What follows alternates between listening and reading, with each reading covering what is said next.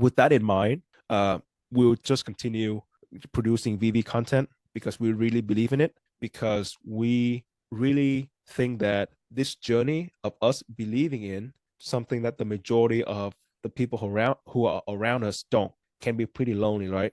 I bet you the majority of the folks who are on the app right now, their family probably don't care about VeVe. Their friends probably don't understand about VeVe. It's just them, right?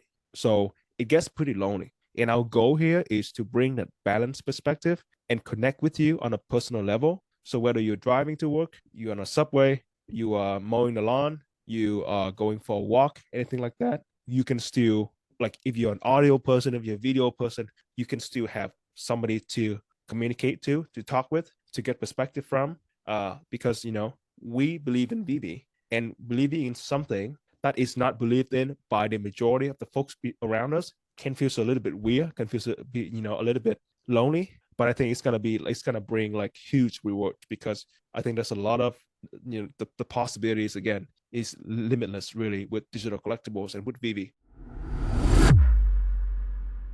Hey guys, both Mr. V and I are having a cold for random reasons, so we might sound a little bit weird today, but this is going to be a good episode. So this is a new thing that we're doing for every episode. We'll pick one comment from our previous episode to highlight, to say thank you, and to encourage more people to chime in with the feedbacks. The last episode was when we interview UFC featherweight fighter Josh Emmett, and at the moment, as of January 2024, he holds the record for the most knockdowns in UFC featherweight history, and he's a very passionate VeVe collector.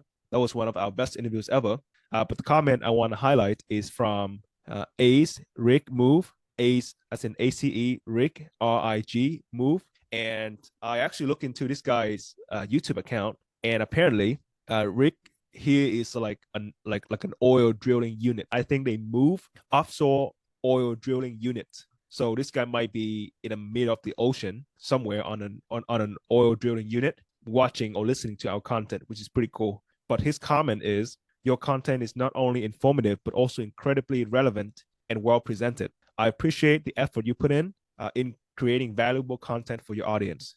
So this comment is super unique just because it comes from this account that does this very cool job in the middle of the ocean on an oil drill unit. So shout out to you and other folks who have left very positive and meaningful and supportive comments on our video. And the second shout out I want to do is to Sanjay, Dr. Rolex, Michael Campa, and Tony, because on Jan 3rd, they organized the VeVe Community Recognition Space, and they spent a couple of minutes talking about us, and particularly Michael for gifting us the 2 physical Todd Batmans and his speech about the podcast. Mr. V, I think you had the opportunity to listen to that, right? Both of us were sick, and I almost lost my voice that day, so I couldn't participate. Yeah, it was really nice because each of those 4 co-hosts, or is co-host the right word? Mm-hmm. Among those several hosts, each of them had a lot of kind words to say, maybe some anecdotes regarding maybe personal experiences in person or in spaces. And it was heartwarming because, there's a lot of work that goes into, this sort of thing where you're trying to bring the community together. And of course, for the majority of the people who were recognized, they weren't necessarily doing it for any particular recognition or for any financial gain or anything like that.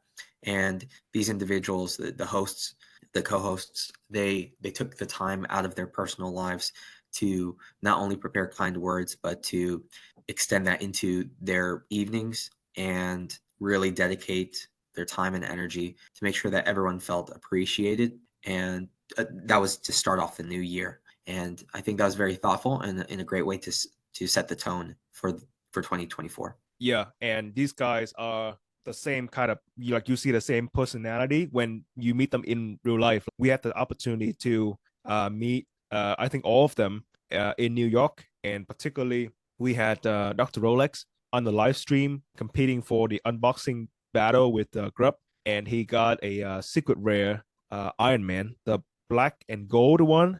Do you remember the mint number? Was it 39?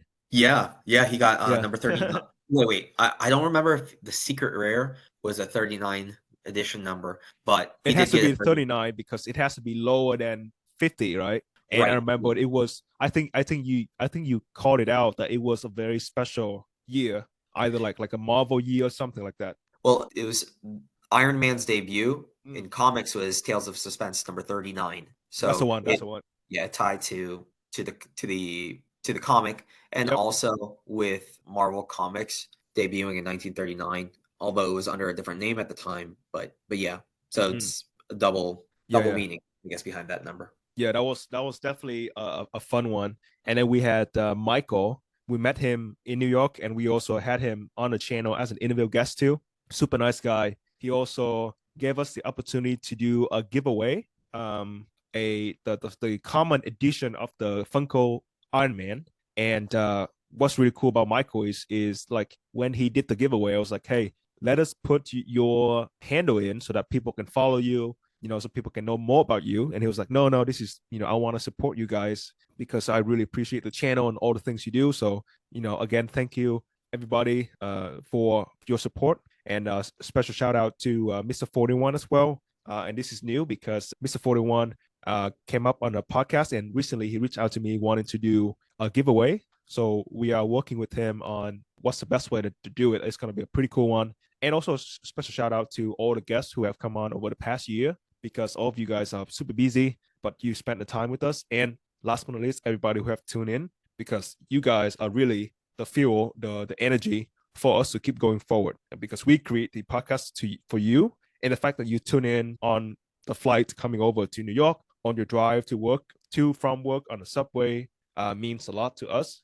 And that's what really keeps us going because that's the biggest validation that we are providing value. So shout out to everybody. All right, Will. So we are bringing in the new year, and one thing that people always like to bring up are New Year's resolutions. With that in mind, do you happen to have any resolutions that you hope to keep? I would say staying out of all the drama, particularly on Twitter. And for me, when I use Twitter nowadays, I log in, I interact a little bit, I promote our content, I write something, and I log out. And it's been pretty helpful because it keeps my emotion balanced. I'm not affected by other people's arguments, but at the same time, I'm still seeing like things that are happening. I'm still have a pretty good sense of what people are talking about, those kind of things to help us craft our content better. So that's one thing that I want to keep doing. And also, I think like having different perspective from our guests has been very helpful because the problem with creating content is there has to be something happen for us to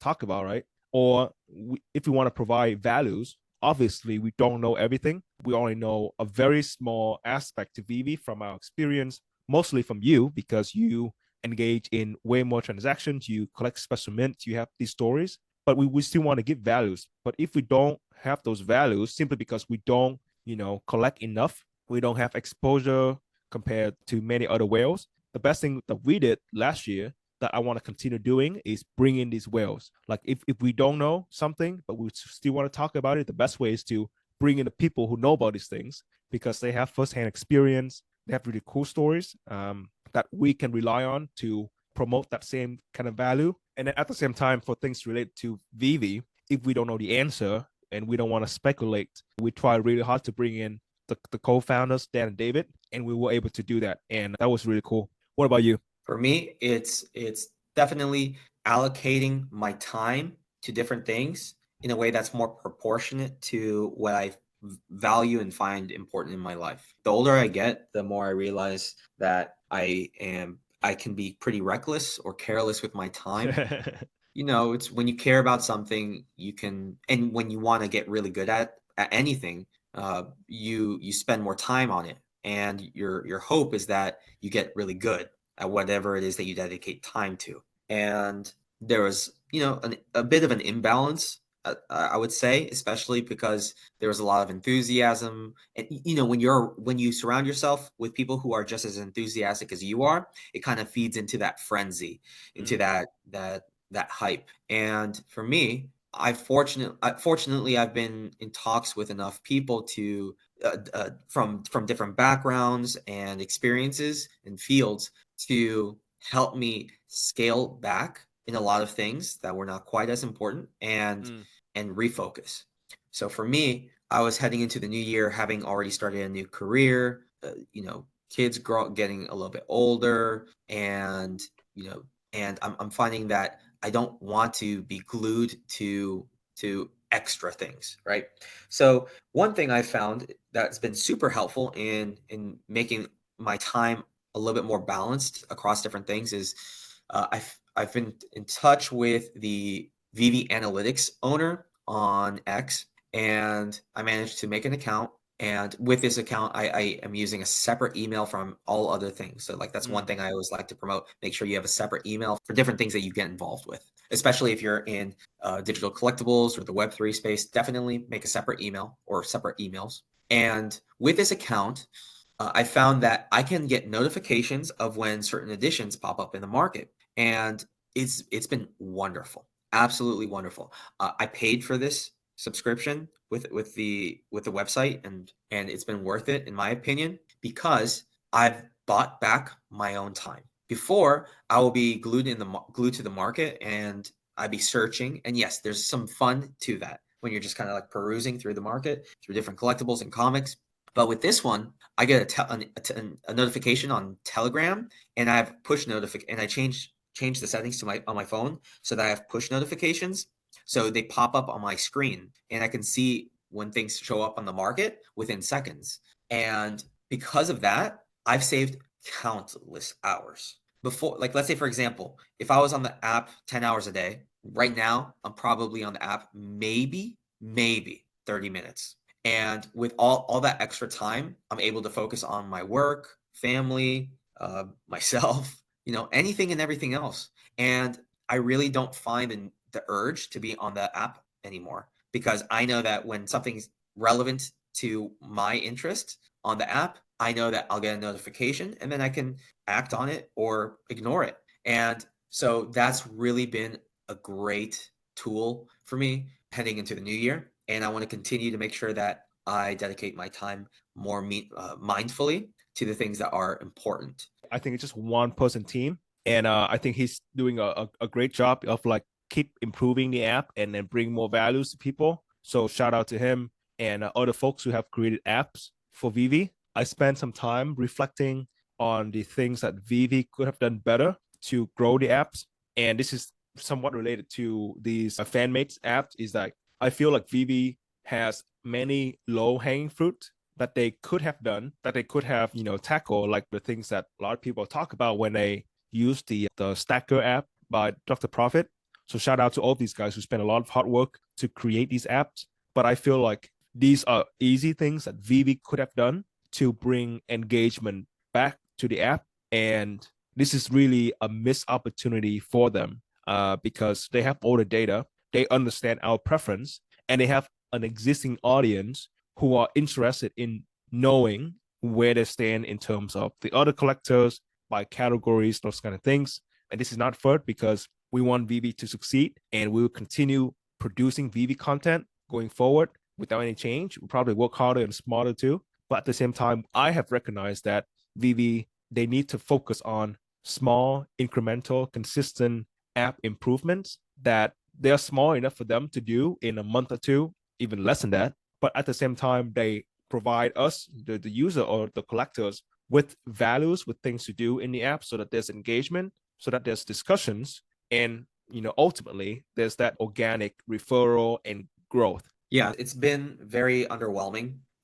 Granted, the in real life events that they hosted, especially in New York Comic Con, that was really exciting, really engaging, really it drew in a lot of attention, positive attention, and then there were little bits and pieces that brought excitement to the community and the collecting side of things. But there's let's not overdo it in terms of saying like that it was perfect, right? Mm. So much so that I never thought I'd say this, but like, well, actually, no, don't count me out for saying this. I've been looking and tinkering with other projects as well, just so that like I can compare it, because if you don't have anything to compare it to, then how in the world can you objectively say that things are good? Mm.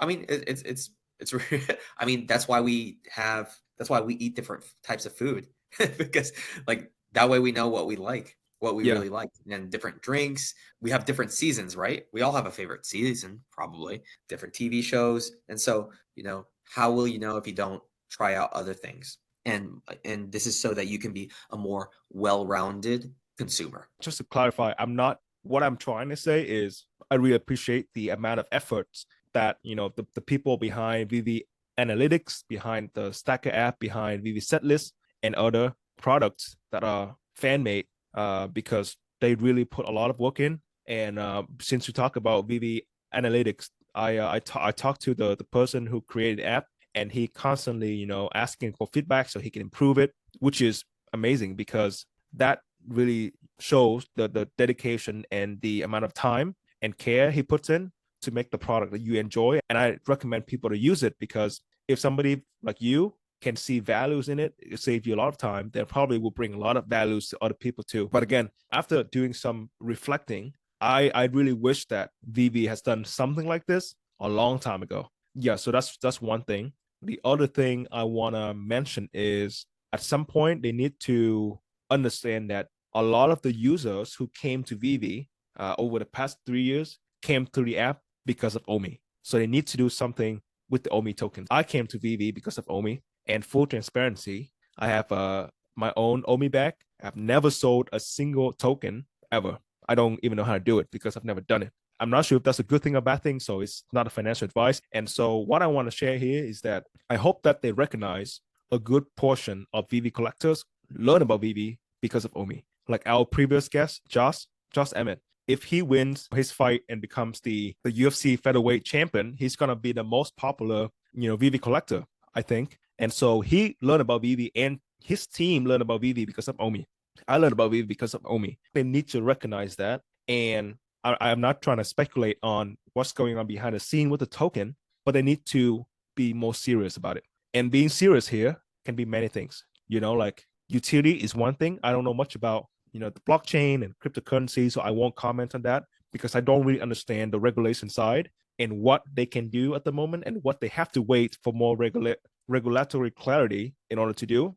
So it's not just targeting physical collectors and hoping that they become digital collectors, because that might work, that might not work. Who knows? Like if you post these like NFTs on Reddit subreddits, people will not react very well to that because the concept is so new. Other trash projects have really tarnished the reputation of NFT, so that's tough. So that's not easy to do, but they need to recognize that there is a population of non-collectors who are into crypto that can be converted into collectors on the VeVe app. I don't know, like guys like you, I would say, because I don't think you collected much until you learn about VeVe, right? So you were sort of like a non-collector becoming a digital collector instead of you being a physical collector becoming a digital collector. Is that correct? Yeah, yeah. So with my introduction, I do recall listening to somebody who was speaking about the OMI token. However, they tied that to the IPs that were indirectly affiliated through the VeVe platform. And I think, the more I've dabbled in crypto, and I don't mean to go on a tangent, but I think this is an important point for anyone who's listening. There's not this, let's put it this way. When Polygon announced that they were going to have a partnership with Disney for some do you remember what I'm talking about? For some project. Yeah, some Disney project Incubator. that It is was like an like, incubator project, yeah. right? So Polygon announced that Disney was going to be partnering with them for some incubation project. Mm-hmm. Now, just because of that, people thought that Polygon and Disney were working together. Now, to what extent is almost always unclear, because most companies, especially in crypto, want to leverage the bigger names to be able to elevate their status, right? And to elevate their awareness, to draw more eyes to their project, to Mm-hmm. their respective project. Now, with OMI, because VeVe had digital collectibles related to these different IPs, there was this indirect partnership between OMI and VeVe IPs, VeVe's partnered IPs, that drew more attention to OMI. And I think that's what happened. I think because of those partnerships, because of those affiliate IPs in the VeVe ecosystem, and because OMI was publicly announced to be tied to VeVe, I think it's that same kind of hype or speculation that drew more people to OMI than it really should have, because they haven't done anything yet. And one thing that I've learned as I've gotten older is that when you use the word potential, it really means hasn't done anything yet. So OMI really has potential, but potential means they haven't done anything yet. And we really need to be mindful of that if we don't have exposure, or if we do have exposure to the OMI token, because nothing's been done. At the end of the day, nothing's been done with it. And I know that that's what they're working to address. And I wish them, everyone involved with the OMI token, the people working behind the scenes, and the people who are investing in them or trading with the token, hope it all works out well. But the only thing that we actually know is fully operational and has some traction are the digital collectibles. Whether or not they're doing well from the monetary side of things is a whole different subject, but at least they're operating. I think you have a really good point there, defining potential, like having potential, just tying it back to the VeVe side of things. They are low hanging fruit that they should be doing or should have done earlier. For example, like a ranking or a leaderboard or some form of things that can benefit a collector, like VeVe setlist, what they're doing with that whole, collection of points and everything. VeVe should have done that. Things like showing where collectors are in different IPs. For example, like if you are, rank 167 in the Marvel category or Disney category, those things like the Stacker app is doing, or, allowing you to set alerts when a listing takes place, like, VeVe Analytics, those kind of things, or, just make the OMI site more formal, buy a domain for it, design a website. I knew nothing about it. I learned how to do it in a weekend. And both our website, which is just me and you running it, and the Ecomi, the OMI token site, are both run on the same app, Notion. We took it very seriously because that is the face of our channel. We bought a domain for it. We design a website. We make it look formal. We make it look like when people look at it, they don't think this is a website built on an app and built in a temporary way. That's my impression looking at the OMI token portal. I know that they're still working hard in the background building things, but again, give people small, incremental, consistent, high quality updates or app improvements to keep the base here, to keep the base engaged, and keep the base, around to help the company grow organically. Because a lot of people have left. Again, we're still around. We'll be around for a long time, keep creating content, those kind of things. So that's not going to change. But I just feel bad that there are so many missed opportunities, because at the end of the day, when content creators and collectors in many shapes and forms, like we produce audio and visual content in terms of the podcast and the videos, there are other collectors, like Tales from Rizzo, Mr. Falcon, Ada Goku, Wintron. They are creating amazing showrooms. So that is a type of content that can attract a lot of people too. And then we have folks like, Sanjay and V Magic and, other content creators who are organizing spaces. They work very hard to keep the community together, to promote the potential and the possibilities of VeVe and the products too, right? I'm not saying that VeVe hasn't delivered much. I'm just saying over the past couple months, it's been crickets. And we need to see things happening from both sides. The community, keep pushing the sentiment, the potential, the positivity forward so that people really understand what VeVe can be. But at the same time, we need to see these small things from the team saying that, hey, we care. We are building big things. It takes a long time, but here are the small things for you to use because we care about you. Those are just my thoughts.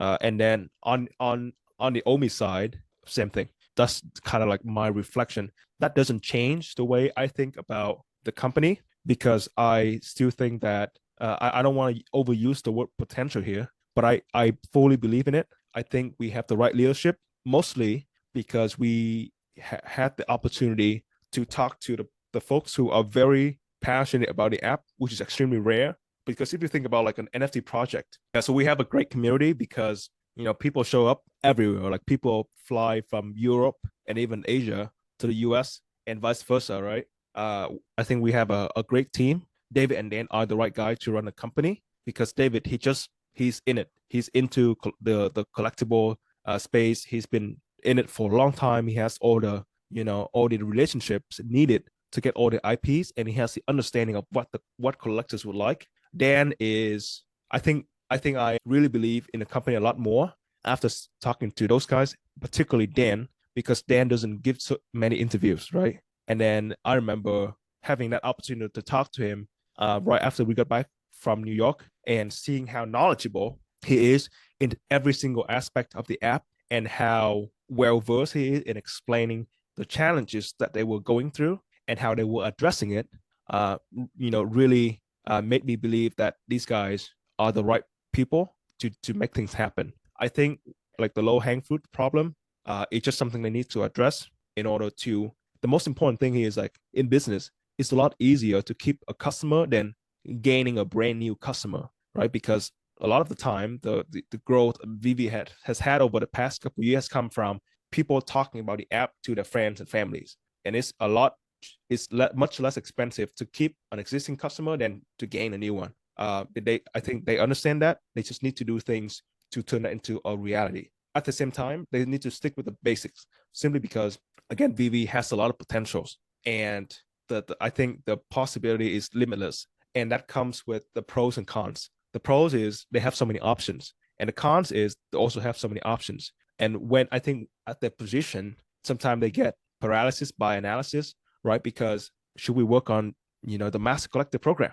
Should we build a Vivos? Should we focus on OMI? Should we leapfrog the showroom in the app and focus on the Vivos? Should we do more marketing? Should we do digital? Should we start selling more comic books with Marvel? Should we start selling more physical collectibles with Funko and DC, for example, right? There's so many avenues they can do it. Should we even do like trading cards and have them in Walmart? There's so many options. I think sometimes they get a little bit confused, but it's just like a business problem. I think what they should do is stick to the basic and build that strong foundation, because when they first started, they did one thing right that got them a huge success. Is they have the app on mobile, right? And they make the onboarding process and the user experience so easy that regardless of who you are, whether you're in crypto or not, you don't need a wallet. You just log in and you go for drops, and the drops are super easy.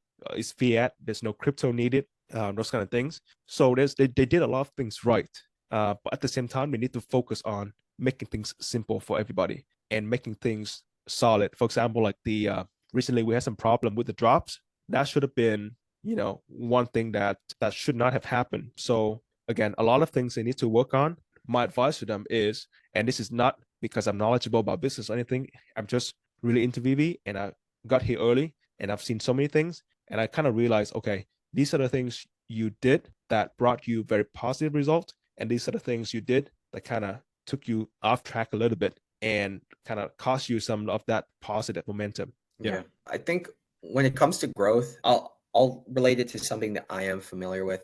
So I've coached brand new programs. I've started new programs. I've not inherited, but like I've taken on different programs that have been in existence for decades, and they were just completely in shambles and just completely destroyed. And I had to mend everything and patch things up and work on a foundation so that they could last and exist without me being around. And each time I've spoken with a couple of friends who've been very successful in business, and a lot of the same things could be said between coaching a program and running a business. And I've started my own business, like starting up an academy as well, and I spent like 5-6 years doing that. When you're building something, you need to surround yourself with people who are better at the things that you're not good at. And a lot of it is a struggle of ego. Most people are too proud to admit that somebody else can do something better than they can. And when you come into a conflict with that, if you're in charge of a program, like I was, I quickly came to realize that I'm compromising the long-term well-being of this program that I'm running Mm.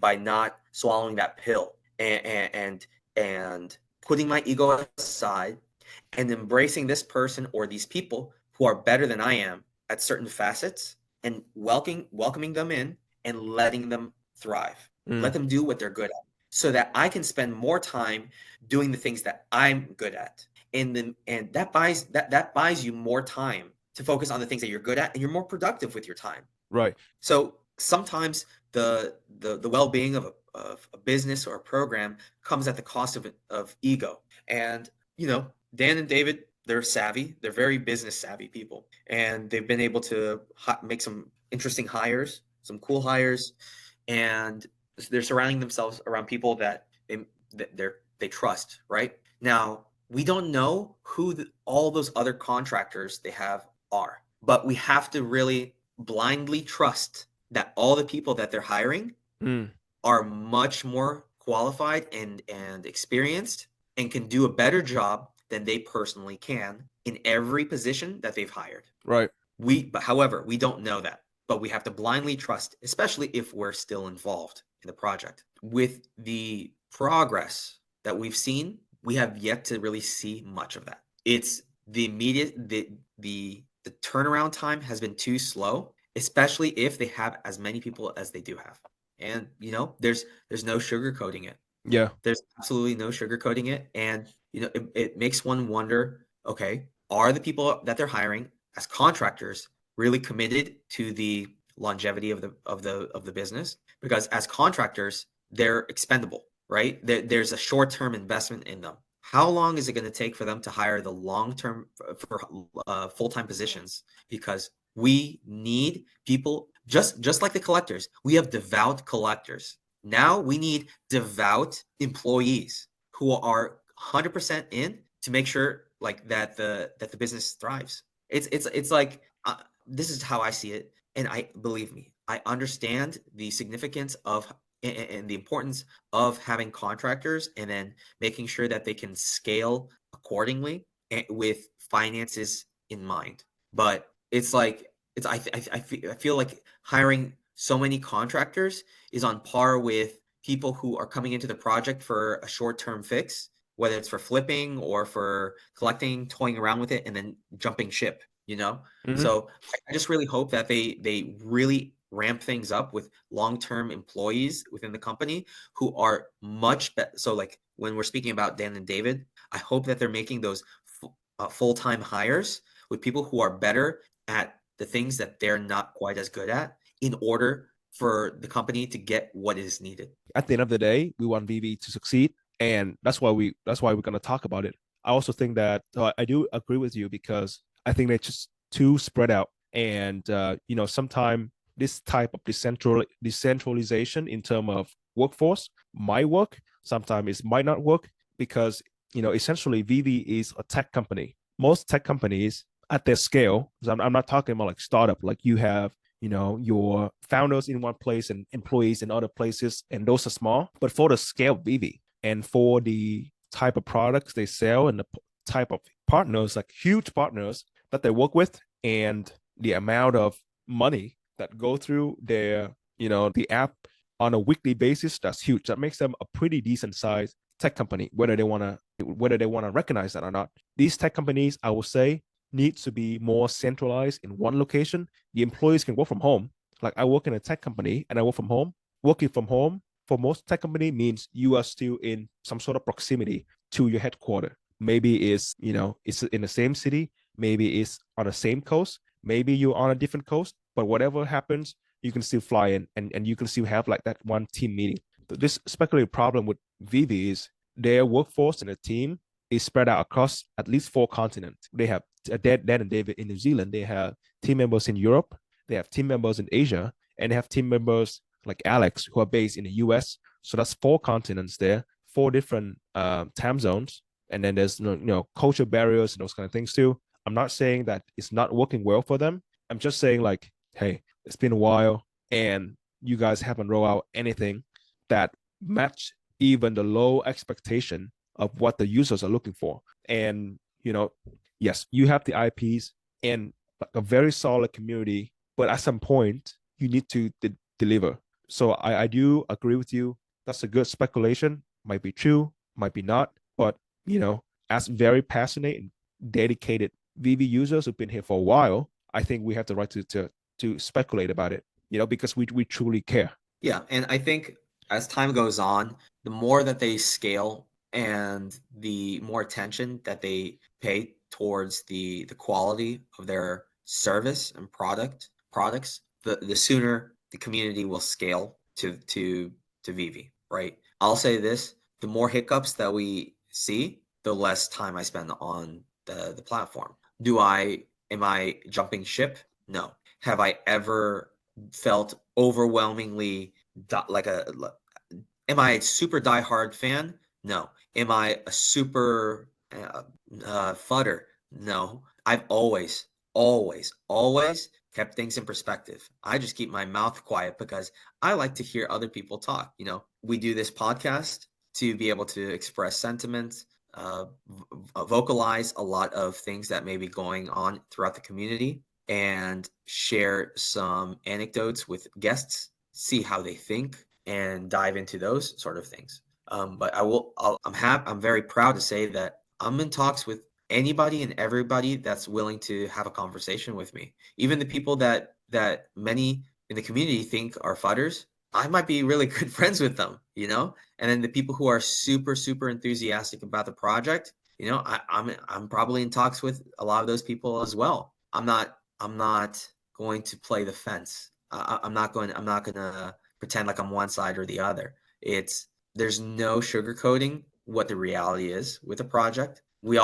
And I'm not going to be cliched here. I'm not going to say that, oh, it's early. They're still figuring things out, and eventually they'll get it. I don't need to say those things because who cares? Who cares? Like at the end of the day, who cares what I think?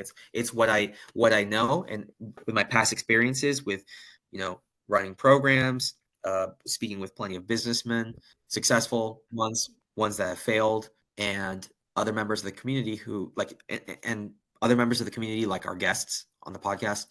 We need more balance from the public. I don't think there's benefit in being upbeat all the time, every day, when there's nothing to be upbeat about. So that sounds like your kind of like your point, right? Because we don't want to be, that type of people. We want to be a little bit more balanced in terms of, hey, if we are happy with what they're doing, then we're going to talk about it. But if there are things that we don't need to talk about, and we don't need to make up stories to make something ordinary become extraordinary, then we don't need to make a content about it. Yeah, we're pacing ourselves. I think we have a decent pulse on when it's appropriate to speak on the community or speak about or highlight something about the community, because without some bad, there can be no good, right? Mm-hmm.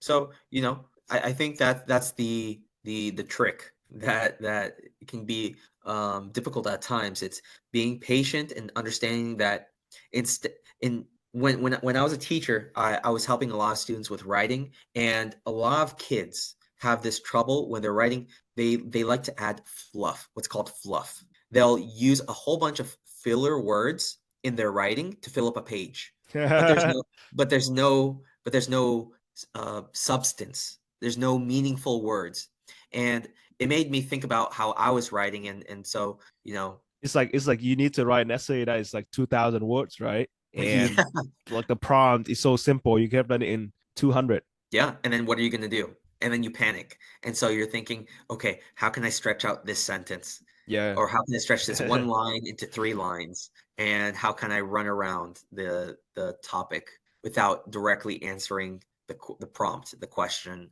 at hand? And so I think a lot of it is making sure we don't add too much fluff, because then we lose the substance, Mhm. which is something that we definitely don't want to compromise Yeah. because we care, and not to say Yeah. that other people who somehow are able to have content more frequently than we do, because again, our goal is different from many others, because the platform that we're using is a podcast. The intent is to be able to highlight and have those personalities shine through from our guests, and us to briefly touch on what's going on in the market and among the community, those sort of things. But again, like we're avoiding at all costs putting too much fluff, and that's where what you were saying. That's why we don't release content as frequently as we might like to, and as maybe not as much as the public or our listeners may hope for. The thing is, like tomorrow they might release the Vivas and MCP, and people will look back at us and say, "Oh, these guys have turned into photos and those kind of things," and that's completely fine with me. I don't think we are photos or anything. We just look back at the past couple months, December, November, October, and this is our reflection of the events that we went through. Doesn't matter what happens tomorrow. The thing is, like at this point in the community, I think somebody posted a post on like, there can be like an echo chamber. I'm not sure if you have seen it, but like if just a small thing happens, can be like a release of a new feature, or can be somebody talking about, or have with a theory, or somebody with some sort of like third, or somebody impersonating somebody else. Just that one little action, because we have such a small community at this point in time, one little action can be good or bad, can create a big effect, right? But again, that doesn't really change the way we think about what happened over the past couple months, because that is just the way that we have experienced it, and that's what we have realized and come to this kind of conclusion. With that in mind, we'll just continue producing VeVe content because we really believe in it, because we really think that this journey of us believing in something that the majority of the people who are around us don't, can be pretty lonely, right? I bet you the majority of the folks who are on the app right now, their family probably don't care about VeVe. Their friends probably don't understand about VeVe. It's just them, right? So it gets pretty lonely. And our goal here is to bring that balanced perspective and connect with you on a personal level. So whether you're driving to work, you're on a subway, you are mowing the lawn, you are going for a walk, anything like that, you can still, like if you're an audio person, if you're a video person, you can still have somebody to communicate to talk with, to get perspective from, because we believe in VeVe, and believing in something that is not believed in by the majority of the folks around us can feel a little bit weird, can feel a little bit lonely. But I think it's gonna bring like huge rewards, because I think there's a lot of the possibilities again is limitless really with digital collectibles and with VeVe.